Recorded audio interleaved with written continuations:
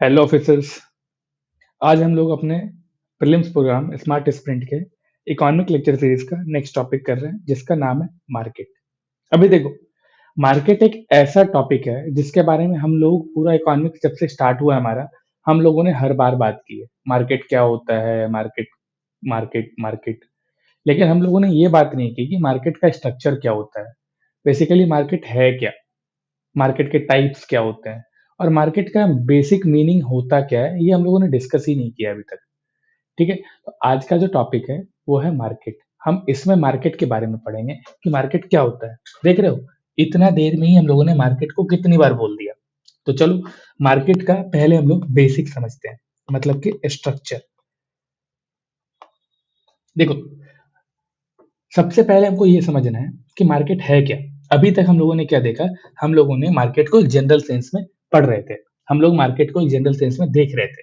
लेकिन हम general sense में कहाँ कहाँ देख रहे थे, हम डिमांड की बात जब कर रहे थे तब मार्केट के बारे में डिस्कस कर रहे थे, सप्लाई के बारे में बात कर रहे थे तो मार्केट के बारे में डिस्कस कर रहे थे, प्राइस के बारे में बात कर रहे थे तो मार्केट के बारे में डिस्कस कर रहे थे। ठीक है, अभी एक टॉपिक बचा हुआ है, इक्विलिब्रियम। वो भी जब करेंगे तो वहां भी मार्केट के बारे में बात करेंगे। लेकिन क्या होता है ना, कि जब हम लोग मार्केट के बारे में बस बेसिक चीज पढ़ रहे हैं, बेसिक बात कर रहे हैं, तो अब एक हायर लेवल क्वेश्चन आ जाता है, क्या हर मार्केट सेम तरीके से काम करता है? तो आपका आंसर क्या होगा? तो आप भी जानते हो कि हर मार्केट सेम तरीके से काम नहीं करता है। ठीक है, कभी कभी क्या होता है, किसी किसी मार्केट में सेलर बहुत ज्यादा होते हैं, किसी किसी मार्केट में क्या होता है, कोई एक ही सेलर होता है। ठीक है, किसी किसी मार्केट में क्या होता है कि सेम प्रोडक्ट मिलता है, लेकिन किसी किसी मार्केट में क्या होता है, डिफरेंट डिफरेंट प्रोडक्ट मिलते हैं। और इसी बेस में क्या है कि मार्केट को क्लासिफाई किया गया है। ठीक है, अभी मार्केट को क्लासिफाई किया गया है। मार्केट में हम लोगों ने देखा कि मार्केट में डिमांड और सप्लाई दोनों आता है। अब देखो कि मार्केट का स्ट्रक्चर है क्या। मार्केट के बारे में पहले समझो, मार्केट में बेसिकली होता क्या है। देखो, सबसे पहले मार्केट स्ट्रक्चर क्या होता है। मार्केट स्ट्रक्चर का हम डेफिनेशन लिखते हैं पहले।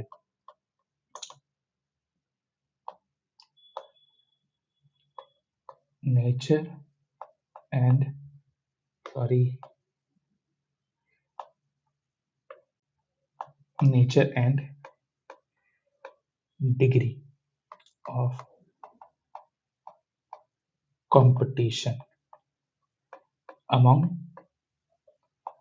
Firm operating in a market. ठीक है, ये बेसिकली यहाँ पे nature and degree of competition, ये दो कीवर्ड समझना है। मार्केट में क्या होता है, हम हर एक मार्केट का नेचर और उस मार्केट में डिग्री ऑफ कंपटीशन चेक करते हैं कि वहां पे जितने भी फर्म है उन सबका नेचर क्या है एंड उन सबके बीच में डिग्री ऑफ कंपटीशन क्या है। ठीक है, जब मार्केट स्ट्रक्चर डिसाइड होता है तो यहाँ पे बहुत सारे फैक्टर्स होते हैं। अब पहला फैक्टर क्या होता है, पहला फैक्टर होता है number of buyers and sellers. ठीक है, फिर आता है दूसरा फैक्टर, नेचर ऑफ प्रोडक्ट, कि किस तरह का प्रोडक्ट हम बना रहे हैं।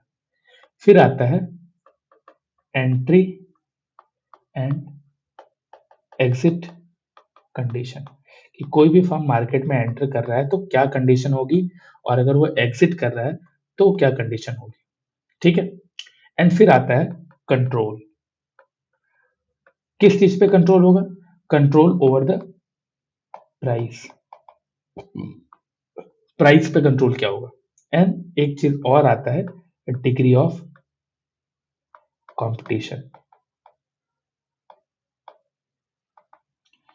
ये सारी चीजें क्या होती है, एक मार्केट के लिए सबसे जरूरी फैक्टर्स होते हैं जो मार्केट के स्ट्रक्चर को डिसाइड करती है।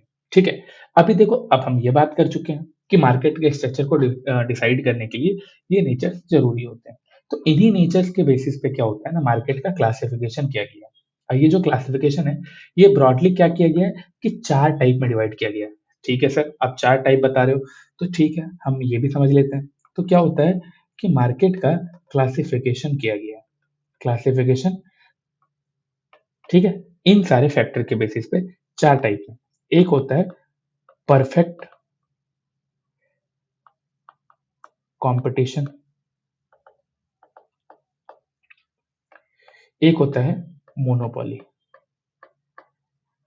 ठीक है, एक होता है मोनोपोलिस्टिक कंपटीशन,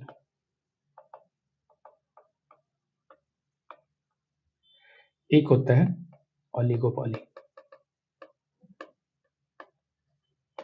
ये ब्रॉडली 4 टाइप में मार्केट को क्लासिफाई किया जाता है। ठीक है, ये क्लासिफिकेशन आप समझोगे, ये क्लासिफिकेशन किस तरह से किया गया है, क्योंकि मार्केट में तो आप बता रहे हो कि बायर्स एंड सेलर्स दोनों होते हैं। तो आपको ये समझना है कि ये जो क्लासिफिकेशन है, ये बेसिकली क्लासिफिकेशन सेलर साइड से किए गए हैं। ठीक है, ये सेलर साइड क्लासिफिकेशन है। ये जो है ना, सेलर साइड में जो कंपटीशन होते हैं, उसके बेसिस पे ये क्लासिफिकेशन किया गया है। ठीक है सर, तो आप ये बताओ कि परफेक्ट कंपटीशन क्या होता है? जरूर, क्यों नहीं बताएंगे। देखो, सबसे पहले हम बात करेंगे परफेक्ट कंपटीशन। बहुत basic and exam oriented, only UPSC prelims exam oriented, इससे ज्यादा कुछ नहीं। नो बकवास, फालतू का ज्ञानबाजी एकदम नहीं। अभी देखो क्या होता है, परफेक्ट कंपटीशन क्या है। परफेक्ट कंपटीशन बेसिकली एक आइडियल और यू कैन से कि एक थियोरेटिकल मार्केट होता है। ठीक है, इसमें क्या होता है कि इसमें कंपटीशन बहुत ज्यादा होता है। इतना ज्यादा कंपटीशन होता है कि कोई भी फर्म यहाँ पे प्राइस को कंट्रोल नहीं कर पाती है, चाहे कितने भी फर्म हो। सारे के सारे फर्म एक साथ मिलकर भी क्या करते हैं, यहाँ पे प्राइस को कंट्रोल नहीं कर पाते हैं। ठीक है सर, आप बता रहे हो परफेक्ट कंपटीशन, लेकिन इसके फीचर पहले बता दो। देखो, जो परफेक्ट कंपटीशन होता है, इसके फीचर में देखोगे तो आपको यहाँ पे large number of buyer and seller दिखेंगे। लार्ज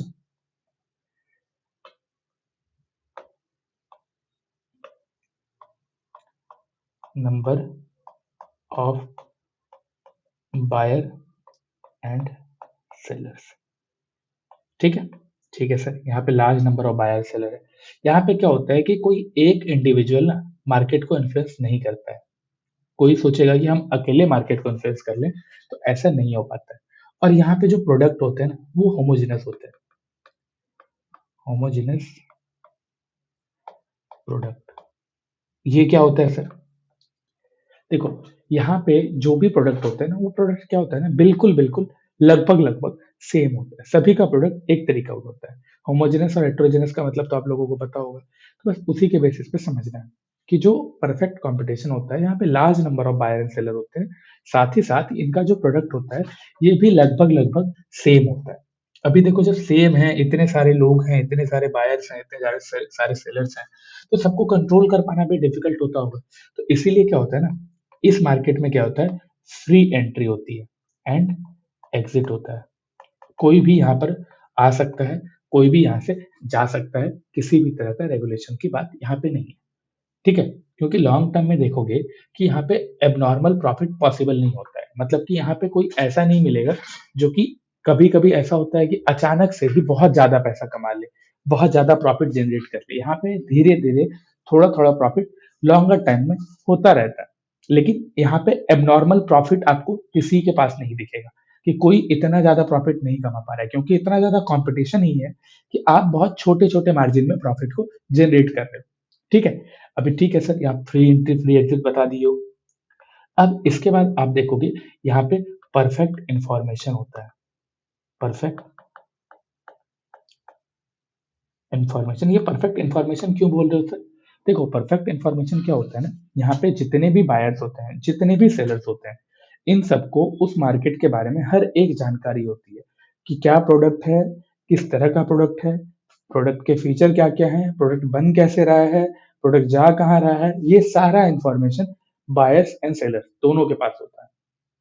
ठीक है, एंड इसमें सबसे बड़ी बात क्या, कि प्राइस टेकर फर्म्स। मतलब क्या है, यहाँ पे फर्म डिसाइड करती है बेसिकली कि प्राइस क्या होगा।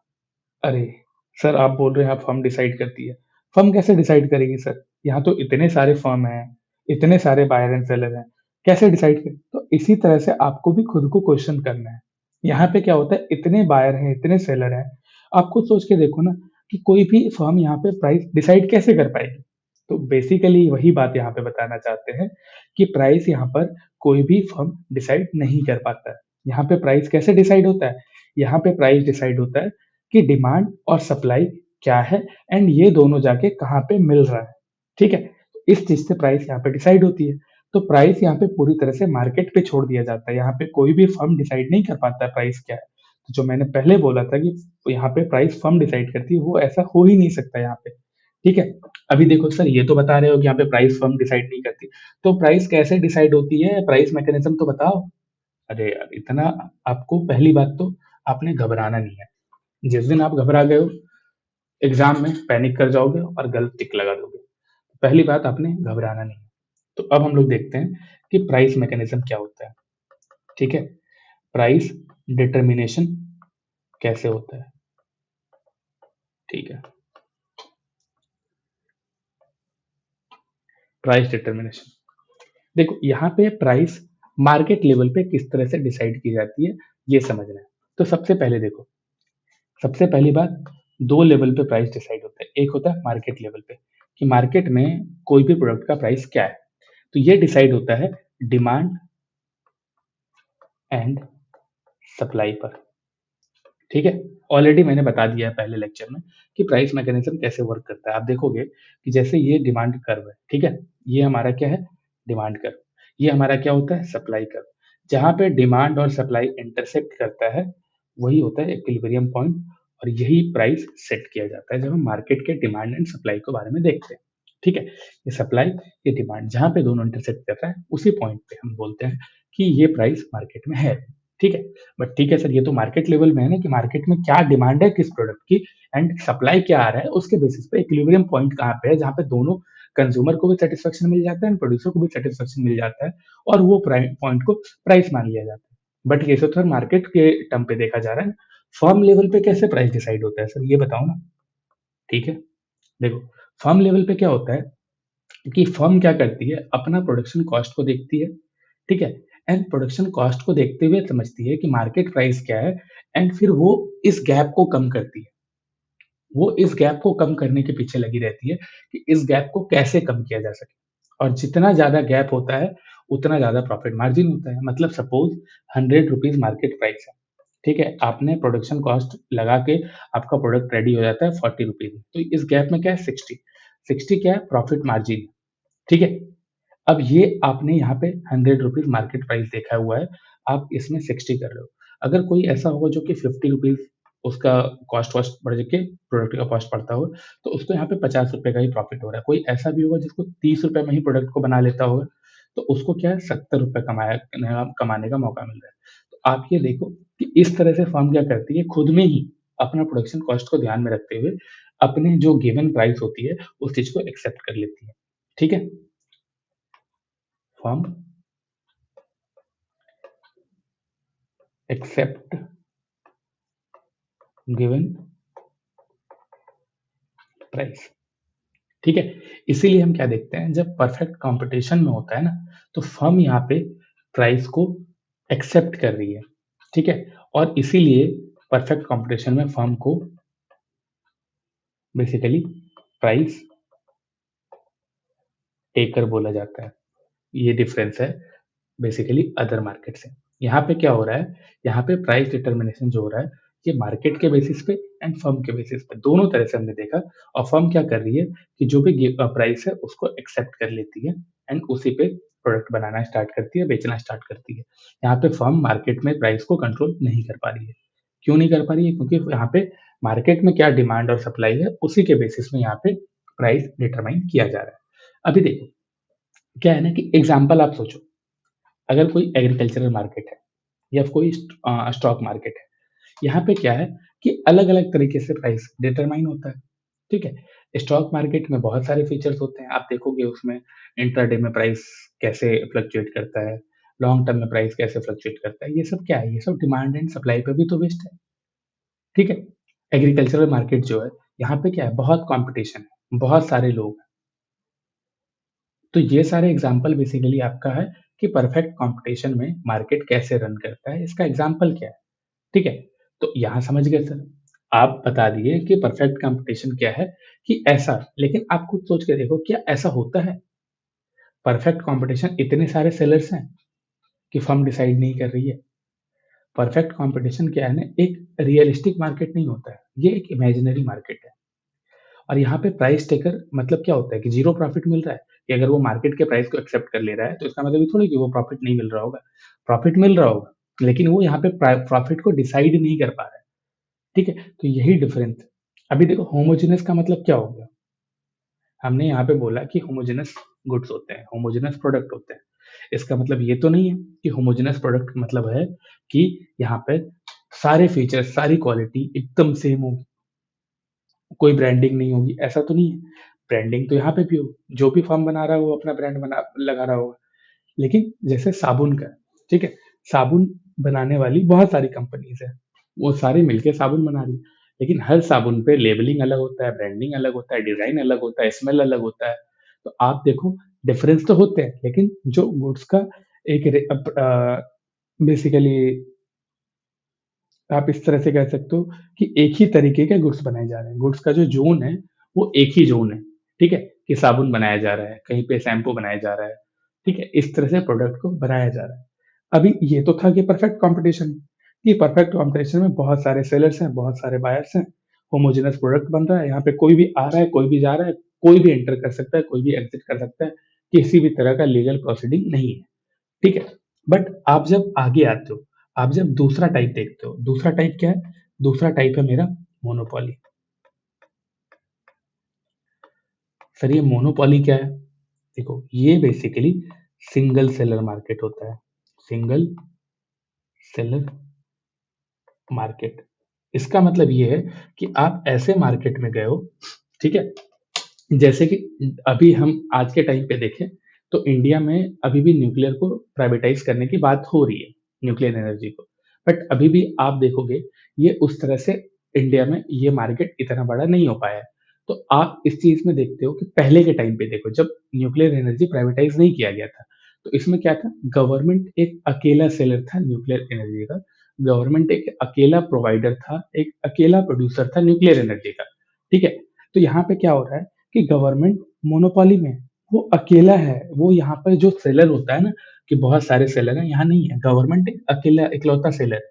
मोनोपोली का मतलब यही होता है कि सिंगल सेलर मार्केट। ठीक है, मार्केट में एक ही सेलर है, और सेलर के पास क्या है? सेलर के पास ही, और ये जो सेलर है, इसी सेलर के पास क्या है? प्रोडक्ट का पूरा कंट्रोल है,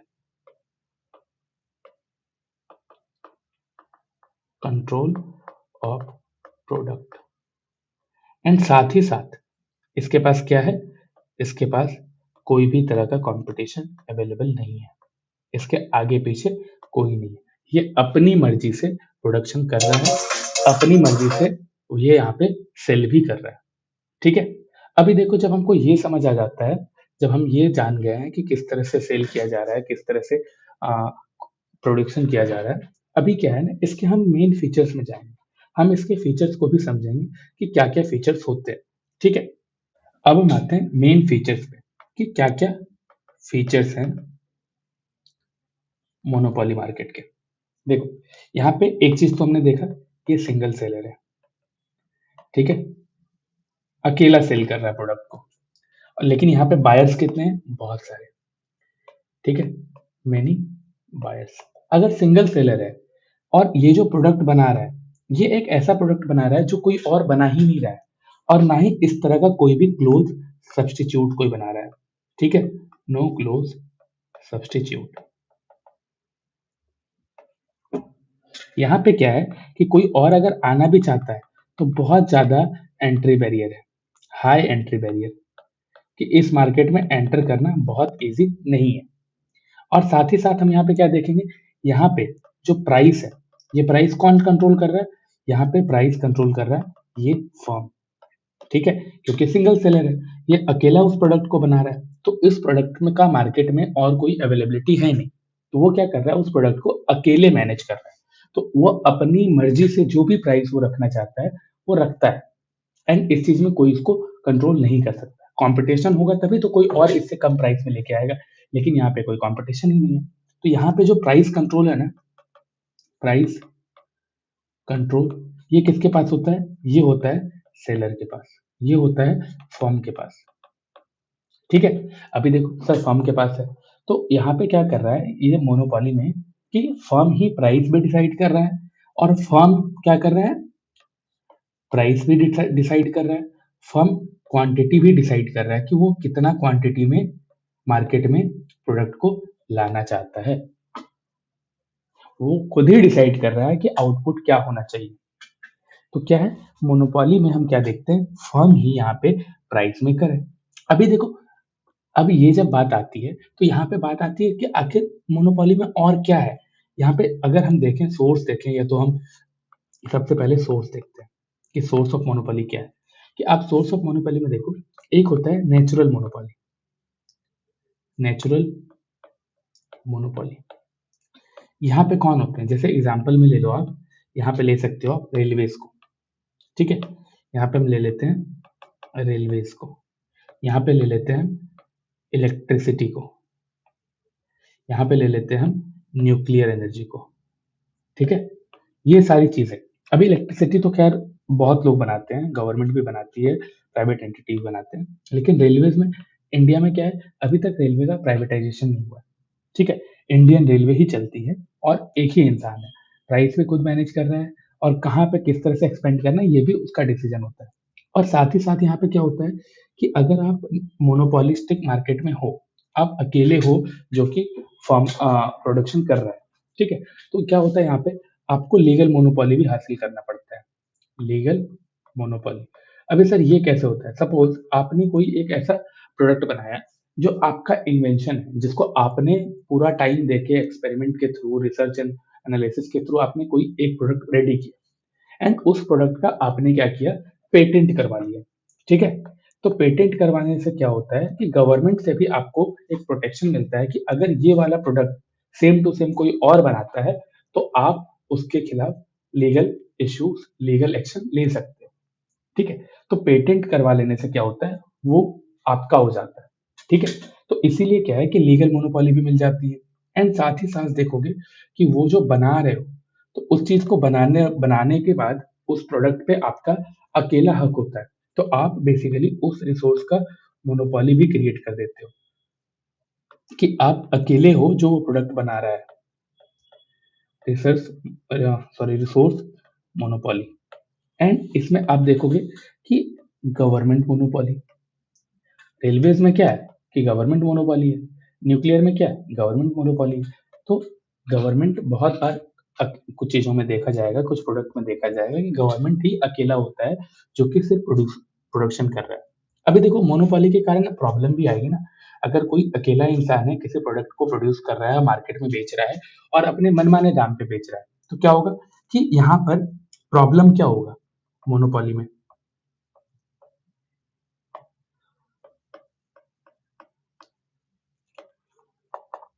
पहला तो प्राइस बहुत हाई होगा। ठीक है, कोई और है नहीं, वो अपने हिसाब से क्वांटिटी को प्रोड्यूस कर रहा है, और अगर जो डिमांड मार्केट में है उतना वो प्रोड्यूस नहीं कर पा रहा होगा, तो क्या होगा कि मार्केट में डिमांड सप्लाई से ज्यादा हो जाएगा, और जब सप्लाई से ज्यादा हो जाएगा तो क्या होगा, प्राइस बहुत हाई होगा। एंड साथ ही साथ लोअर आउटपुट, अकेला बना रहा है तो ऐसा तो नहीं है कि वो पूरा मार्केट का डिमांड को कैटर कर पाएगा, तो जिसके कारण क्या होता है, आउटपुट बहुत कम होता है। एंड इन सब चीजों के कारण क्या होता है ना, एक प्रॉब्लम क्रिएट होती है, और ये प्रॉब्लम होती है एलोकेटिव इनएफिशिएंसी। ठीक है, कि वो जो बना रही है वो पूरी तरह से मार्केट को कैटर नहीं कर पा रही है, जो भी मार्केट में एलोकेशन होना चाहिए उस प्रोडक्ट का, मार्केट में पहुंचना चाहिए, वो नहीं पहुंच पाता है। अब मोनोपोली, ऐसा नहीं है कि मोनोपोली हमेशा ही गलत होता है, अगर गलत होता आज के टाइम पे रेलवेज इंडियन गवर्नमेंट के पास क्यों होता। ठीक है, नेचुरल मोनोपोली क्या होता है कि कभी कभी पब्लिक यूटिलिटी के लिए हो सकता है, क्योंकि हम लोग यहाँ पे क्या देख रहे हैं, नेचुरल मोनोपोली में रेलवेज, न्यूक्लियर, ये सब पब्लिक यूटिलिटी के लिए ही किया गया है, ताकि पब्लिक को प्रॉब्लम ना हो कि कोई और आके इस चीज में कंपटीशन इतना बढ़ जाए कि प्राइस और हाई हो जाए, तो जिससे क्या होगा कि गवर्नमेंट को प्राइस कंट्रोल करना बहुत डिफिकल्ट हो जाएगा। तो गवर्नमेंट क्या करती है, रेलवेज को अपने पास रखती है, और जरूरत के हिसाब से प्राइस सेट करती है, इन जरूरत के हिसाब से प्रोवाइड भी करती है रिसोर्स, ताकि लोगों तक पहुंच पाए, लोग उसको यूज कर सकें और बहुत ही ज्यादा एक्सेसिव मनी ना पे करना पड़े, बहुत ही ज्यादा हाई प्राइस ना पे करना पड़े लोगों को। तो पब्लिक यूटिलिटी को ध्यान में रखते हुए मोनोपोली कभी कभी सही भी होता है, लेकिन मोनोपोली कभी कभी एक प्रॉब्लम भी क्रिएट कर सकता है मार्केट में।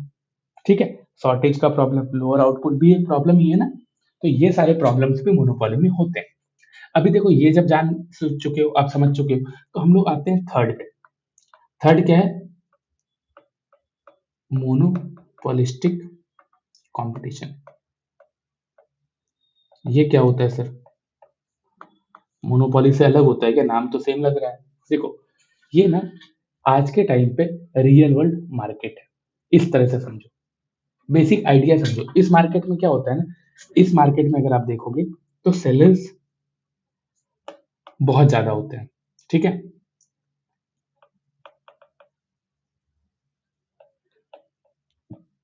हाई नंबर ऑफ सेलर्स होते हैं। एंड आप देखोगे यहाँ पे जो प्रोडक्ट होता है, ठीक है, ये प्रोडक्ट क्या है, बहुत सिमिलर देखने को मिलेगा आपको। एंड ये जो प्रोडक्ट है सिमिलर तो होंगे बट आइडेंटिकल नहीं होंगे। अब ये क्या होता है सर? आइडेंटिकल मतलब ये होता है कि प्रोडक्ट की क्वालिटी तो सेम होगी, बट आप देखोगे प्रोडक्ट पे जो लेबलिंग होती है, ब्रांडिंग होती है, वो अलग अलग होती है। अब सर तब फिर तो इसमें परफेक्ट कंपटीशन और इसमें डिफरेंस क्या रह गया? अभी हम इसी को समझेंगे, इसके फीचर्स को देखते हुए। ये तो समझ में आ गया ना, फीचर्स क्या है? देखो, इसके जो फीचर्स होते हैं, एक तो समझ में आए कि लार्ज नंबर ऑफ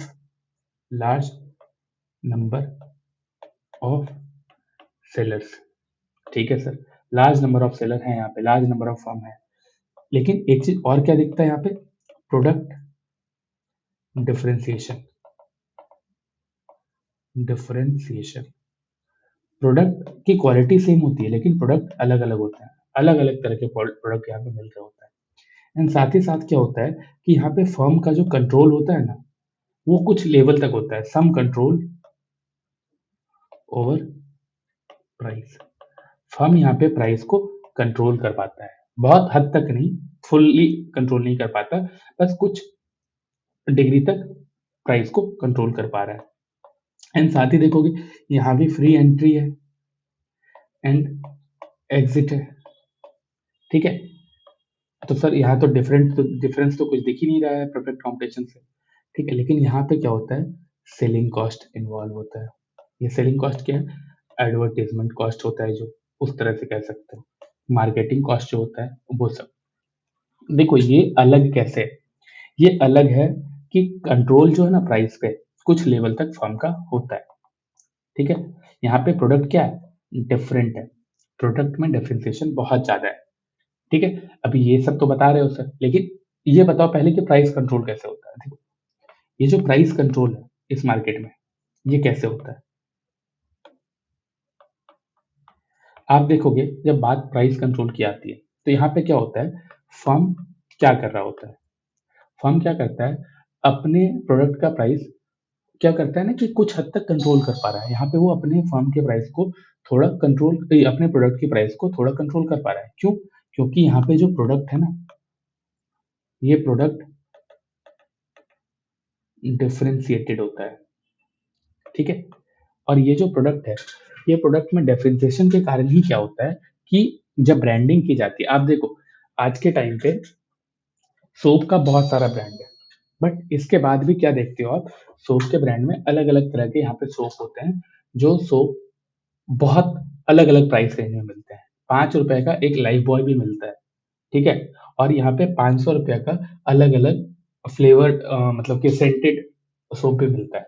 तो ये डिफरेंशिएशन होता है कि एक ही तरह का प्रोडक्ट कितनी तरह से बिक रहा है, कितनी तरह का डिफरेंशिएशन है इसमें। ठीक है, और फर्म इस चीज को कंट्रोल कर पाता है। और जब फर्म इस चीज को कंट्रोल कर पाता है, तो वो क्या करता है? अपना प्रोडक्ट पे प्राइस को कंट्रोल कर पा रहा है। वो दूसरों पे नहीं कर सकता, लेकिन वो खुद के प्रोडक्ट पे कंट्रोल कर पाता है। अभी क्या है कि मोनोपोलिस्टिक कंपटीशन में क्या होता है कि हम यहाँ पे देखें, फर्म एक तरह का प्राइस मेकर होता है, लेकिन पूरी तरह से वो अकेला प्राइस मेकर नहीं होता है। Price maker to extent some some extent, कुछ हद तक वो प्राइस को कंट्रोल कर पाता है। अभी देखो इसमें एग्जाम्पल क्या क्या है, इसमें एग्जाम्पल क्या क्या होते हैं, इसमें एग्जाम्पल होते हैं रेस्टोरेंट। देख अभी जब हम एग्जाम्पल देखते हैं कि मोनोपोलिस्टिक मार्केट में क्या होता है, तो आप यहाँ पे एग्जाम्पल देखोगे, एग्जाम्पल में आपको रेस्टोरेंट दिखेगा, ठीक है, एग्जाम्पल में आपको टूथपेस्ट दिखेगा, एग्जाम्पल में आपको सोप दिखेगा, एग्जाम्पल में आपको क्लोथिंग ब्रांड दिखेगा, ठीक है। ये सब क्या है, यहाँ पे सब जो फर्म होते हैं ना, वो अपनी अपनी ब्रांडिंग करके अपने एरियाज में मोनोपोलिस्टिक कंपटीशन क्रिएट कर देते हैं, ठीक है। और इसी के कारण से क्या होता है, यहाँ पे इस चीज में हम देख रहे हैं कि प्राइस पे थोड़ा सा कंट्रोल फर्म का भी होता है। देखो मोनोपोली में क्या है, प्रोडक्ट डिफरेंशिएशन होता नहीं है, वो अपना अकेला होता है। और हम परफेक्ट कंपटीशन में क्या देखते हैं, वहां पे भी सिमिलर प्रोडक्ट होते हैं, ठीक है। और सिमिलर प्रोडक्ट में प्रॉब्लम क्या होता है कि देखो जब हम लोग परफेक्ट कंपटीशन में देख रहे थे, तो हम क्या देख रहे थे यहाँ पे, होमोजेनस प्रोडक्ट, सबका जो प्रोडक्ट था ना वो बिल्कुल बिल्कुल सेम था। लेकिन हम क्या देखते हैं, मोनोपोलिस्टिक में क्या होता है, प्रोडक्ट डिफरेंशिएशन देखने को मिलता है, ठीक है। एक ही तरह का प्रोडक्ट बहुत कोई बना रहा है, लेकिन उसी में बहुत ज्यादा डिफरेंशिएशन आपको देखने को मिलता है। अब ये खुद सोच के देखो, रेस्टोरेंट में ही देखो क्या होता है कि बहुत सारे ऐसे रेस्टोरेंट हैं जहाँ पे दाल मखनी मिलती है, जहाँ पे पनीर चिली मिलती है, जो नॉनवेज खाते हैं उनको पता है कि बटर चिकन मिलता है। लेकिन उन्हीं सब में बहुत लोगों को ये भी पता है कि सबसे अच्छा बटर चिकन कहाँ मिलता है। अभी देखो जहाँ पे सबसे अच्छा बटर चिकन मिलता होगा, लोग क्या करेंगे, लोग वहीं जाएंगे, और वो अपने बटर चिकन का प्राइस को कंट्रोल कर पा रहा है। वो बहुत हाई तो नहीं कर सकता है, लेकिन मार्केट में जो रेट चल रहा है उससे हाई तो कर ही सकता है, ठीक है। तो ये चीज आपको मोनोपोलिस्टिक कंपटीशन में ही देखने को मिलता है, ठीक है। और इसीलिए क्या होता है, यहाँ पे फर्म अपने प्रोडक्ट को कुछ हद तक कंट्रोल कर पाता है। क्लियर है, चलो ठीक है, ये तो क्लियर हो गया। अभी फोर्थ आता है ओलिगोपॉली। ओलिगोपॉली, आखिर ये क्या होता है सर, ओलिगोपॉली का मतलब क्या है। ओलिगोपॉली में क्या होता है, बहुत कम सेलर होते हैं, ठीक है, फ्यू सेलर्स। हम यहाँ पे क्या देखते हैं, इस मार्केट में बहुत कम सेलर होते हैं।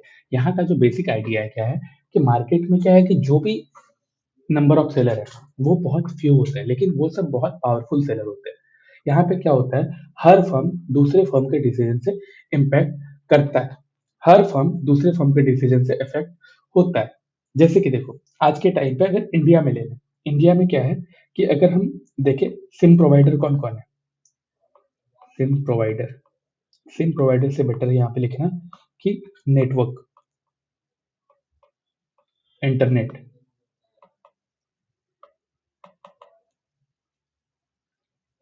ये प्रोवाइडर कौन कौन है।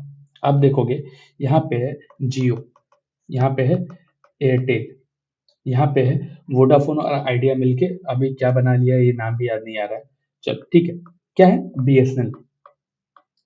इस तरह के कुछ एक प्रोवाइडर ही है, ठीक है। अभी देखो अब इतने कम प्रोवाइडर में क्या है, ये सारे बहुत पावरफुल है, इन सब का मार्केट में कुछ ना कुछ कमांड है। अगर जियो कोई भी डिसीजन लेता है उससे एयरटेल पे इम्पैक्ट पड़ेगा ही पड़ेगा, एयरटेल को इम्पैक्ट लेता है उससे बीएसएनएल पे इम्पैक्ट पड़, बीएसएनएल खैर गवर्नमेंट कंपनी है, बट उस पर भी इम्पैक्ट पड़ता है, उसके यूजर्स भी घटते हैं और बढ़ते हैं। अब क्या है, ये सारे ही पावरफुल सेलर है, लेकिन यहाँ पे कोई भी मोनोपोली क्रिएट करके नहीं रख पाया है। इसीलिए क्या होता है कि ये मोनोपोली से अलग है, यहाँ पे बहुत कम सेलर है, यहाँ पे हर एक फर्म दूसरे फर्म के डिसीजन से इम्पैक्ट खा रहा है, इम्पैक्ट हो रहा है, ठीक है। अभी देखो जब बात करते हैं हम इसके फीचर्स की, तो इसका फीचर्स क्या है, सबसे पहला बहुत कम सेलर है, फ्यू सेलर एंड मेनी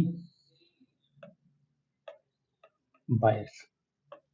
बहुत कम सेलर है लेकिन बायर बहुत ज्यादा है।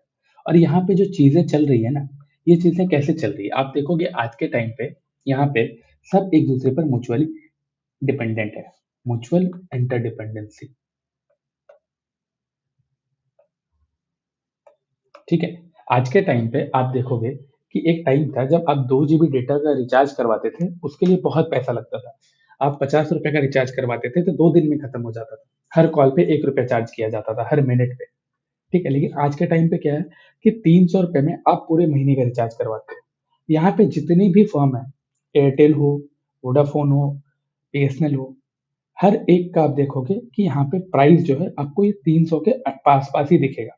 कोई 300 से बहुत ज्यादा कम पे नहीं दिखेगा। 20 रुपए, 30 रुपए, 50 रुपए, इतने का ही डिफरेंस होगा। तो ये सब क्या है कि एक ही प्राइस में थोड़ा सा आगे पीछे करके रखते हैं, म्यूचुअली एक दूसरे पर इंटरडिपेंडेंट होते हैं। ठीक है।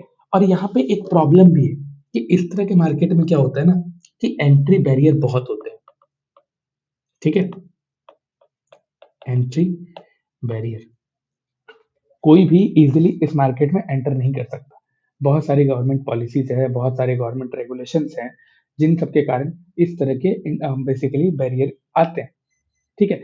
क्यों? यहाँ पे जो सेलर्स होते हैं ना वो इतने पावरफुल होते हैं कि वो आपको जल्दी एंटर ही नहीं करने देंगे। जैसे आप आ, इंडिया में फ्लाइट बिजनेस है। ठीक है। इंडिया में जो फ्लाइट का मार्केट है, जो एयरप्लेन का जो मार्केट है, वो एयरप्लेन का मार्केट कैसा है, यहाँ पे प्रॉब्लम क्या हो रही है?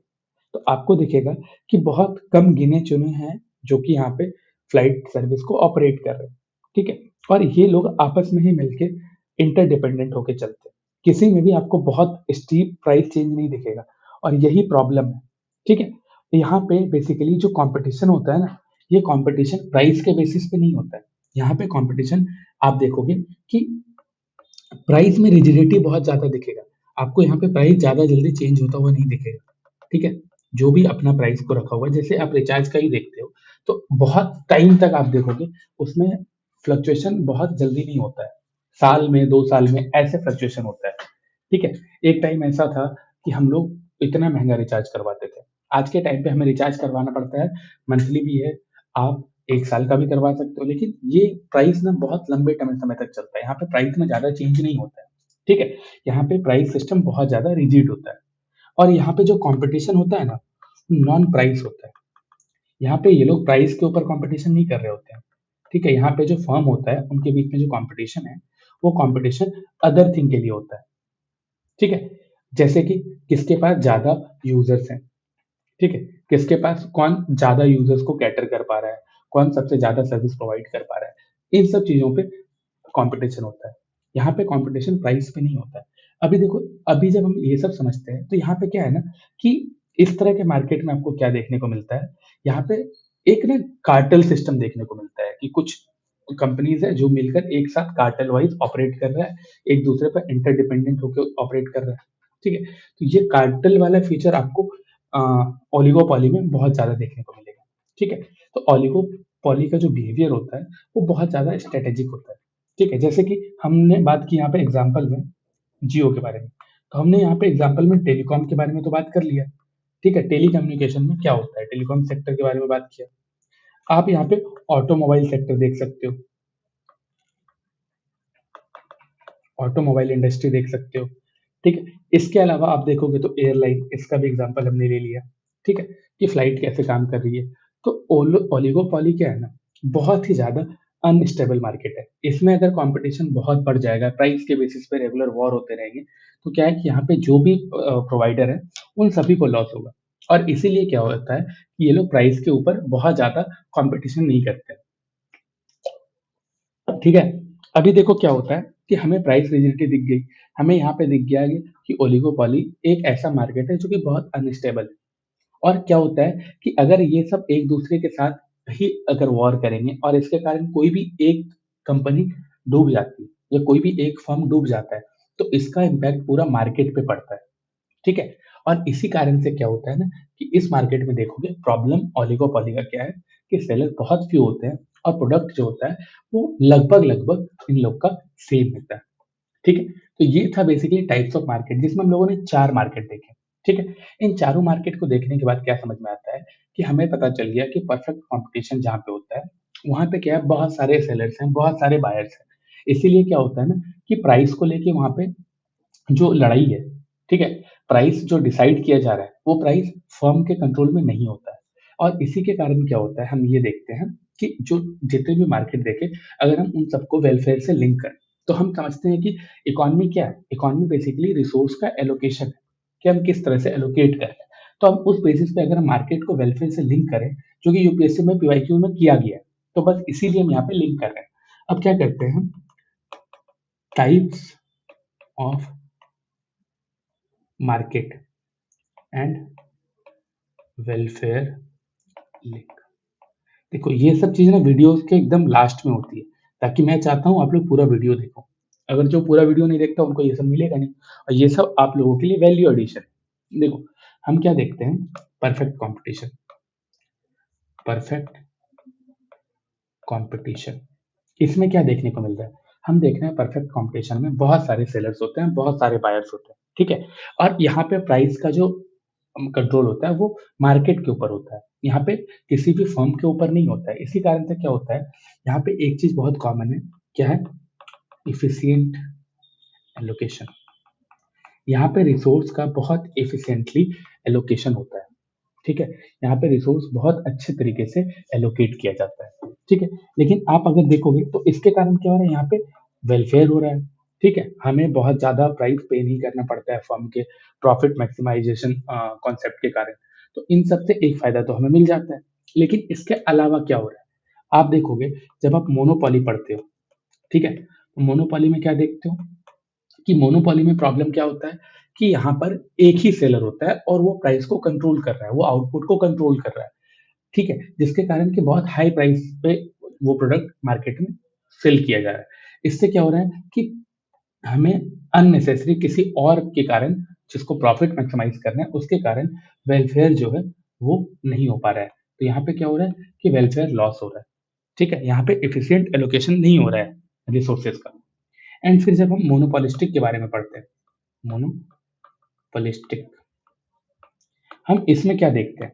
हम इसमें देखते हैं कि यहाँ पर जो भी मार्केट है, यहाँ पे जितने भी सेलर हैं, हम लोगों ने देखा कि मोनोपोलिस्टिक मार्केट में क्या होता है कि सेलर का बहुत नंबर हाई होता है एंड प्रोडक्ट भी सिमिलर होते हैं, आइडेंटिकल होते हैं, ठीक है? यहाँ पे लार्ज नंबर सेलर है, प्रोडक्ट डिफरेंशिएशन है और वो कंट्रोल कुछ हद तक फर्म के पास भी होता है, ठीक है? और फ्री एंट्री, फ्री एग्जिट है, सेलिंग कॉस्ट यहाँ पे देखता है कि बहुत ज़्यादा हो जाता है एडवर्टाइजमेंट के कारण। तो इन यहाँ पे क्या हो रहा है ना कि यहाँ पे हम क्या देखते हैं, कैपेसिटी इसकी जो है वेलफेयर से अगर लिंक किया जाए, तो इसकी कैपेसिटी बहुत ही ज़्यादा एक्सेस कैपेसिटी है। आप यहाँ पे लिख सकते हो एक्सेस कैपेसिटी, ठीक है? अभी देखो फोर्थ, ओलिगोपोली। अभी हम बता देंगे, समझा देंगे अगर जहाँ भी डाउट हो रहा होगा। अब मेरे को पता है कि आपको कहाँ पे डाउट हो सकता है। ओलिगोपोली क्या है? यहाँ पे क्या हो रहा है कि मार्केट पावर रिस्क में आ जाता है। कि मार्केट में जो डिमांड सप्लाई का कॉन्सेप्ट होता है, मार्केट जिस तरह से चलना चाहिए, एक फ्री मार्केट जो होता है, वो मार्केट का कॉन्सेप्ट यहाँ पे रिस्क पे आ जाता है, जो ओलिगोपोली की बात होती है। क्योंकि यहाँ पे कार्टेल सिस्टम हो जाता है। अब वो पूरा ग्रुप मिलके पूरा मार्केट को कंट्रोल कर रहा होता है और इसीलिए क्या होता है कि मार्केट का जो पावर होता है, डिमांड और सप्लाई, ये रिस्क पे आ जाता है। तो यहाँ पे भी वेलफेयर नहीं हो पाता है अच्छे से, ठीक है? और मोनोपोलिस्टिक में क्या होता है कि उसकी कैपेसिटी है, वेलफेयर मेजर वो ले सकता है, बट वो यहाँ पे नहीं लेता है, ठीक है? तो आप देखोगे कि यूपीएससी बहुत बार क्या करता है ना, मार्केट टाइप को लिंक करता है किसकी चीज से? ये लिंक करता है वेलफेयर से, ये लिंक करता है इफिशियंसी से, ये लिंक करता है गवर्नमेंट रेगुलेशन से। तो आपको ये समझना पड़ेगा कि ये कैसे लिंक करना है, ठीक है? आप देख रहे हो परफेक्ट कॉम्पिटिशन में वेलफेयर का बहुत ध्यान रखा जाता है, यहाँ पे रिसोर्स का एलोकेशन बहुत एफिशिएंटली किया जाता है। मोनोपोली में ये चीज नहीं हो पाता, तो यहाँ पे वेलफेयर का कॉन्सेप्ट ही खत्म हो जाता है। जब मोनोपोलिस्टिक मार्केट की बात होती है, तो इसके पास कैपेसिटी बहुत होती है, ठीक है? यहाँ पे गवर्नमेंट रेगुलेशन भी होता है, एफिशिएंसी भी बहुत अच्छी होती है, बट फिर भी वेलफेयर उन लोगों के ऊपर होता है। ओलिगोपॉली में हम देख लेते हैं कि जो मार्केट पावर होता है, वही रिस्क में चले जाता है।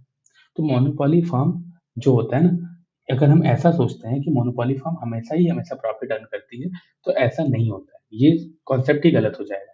हाँ, प्राइस कंट्रोल करती है, लेकिन अगर उस प्राइस पे कस्टमर भी तो मिलने चाहिए, बायर्स भी तो मिलने चाहिए। अगर बायर्स नहीं मिलेगा, तो कैसे होगा? तो ऐसा ज़रूरी नहीं है कि उसको हमेशा ही हमेशा प्रॉफिट होगा। मैंने क्या बोला है, इकोनॉमी में एक्सट्रीम स्टेटमेंट्स को बहुत ध्यान में रख के पढ़ना है, ठीक है?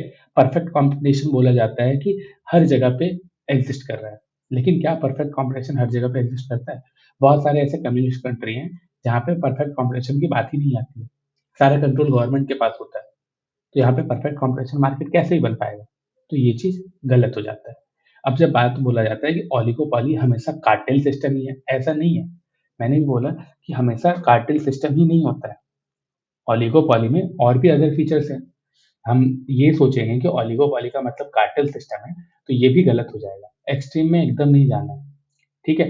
यहाँ पे कार्टेल सिस्टम डेवलप हो जाता है, बिहेवियर में कार्टेल फीचर्स हमें देखने को मिलते हैं, लेकिन वो पूरा-पूरा कार्टेल सिस्टम की तरह ऑपरेट करती है, ये फिर बोलना गलत हो जाएगा, ठीक है? तो ये सारी चीज़ें क्या है ना कि ये बेसिकली एक्सट्रीम वर्ड पे मैंने आपको बताया कि इस तरह के स्टेटमेंट को कट करना है, ताकि आप सही ऑप्शन को टिक कर सको। तो बेसिकली क्या है कि हम क्या देखते हैं कि यहाँ पे जो मार्केट है, मार्केट का स्ट्रक्चर जो है, वो किस चीज़ पे बेस्ड होता है? वो बेस्ड होता है डिग्री ऑफ कॉम्पिटिशन पे, वो बेस्ड होता है नेचर ऑफ प्रोडक्ट पे। अभी जो हम लोग मार्केट के बारे में पढ़ते हैं, ये इसका बेसिस देखो, इसका बेसिस होता है क्या? Degree of competition. ये बेस्ड होता है नेचर ऑफ प्रोडक्ट। ये बेस्ड होता है कंट्रोल ओवर प्राइस।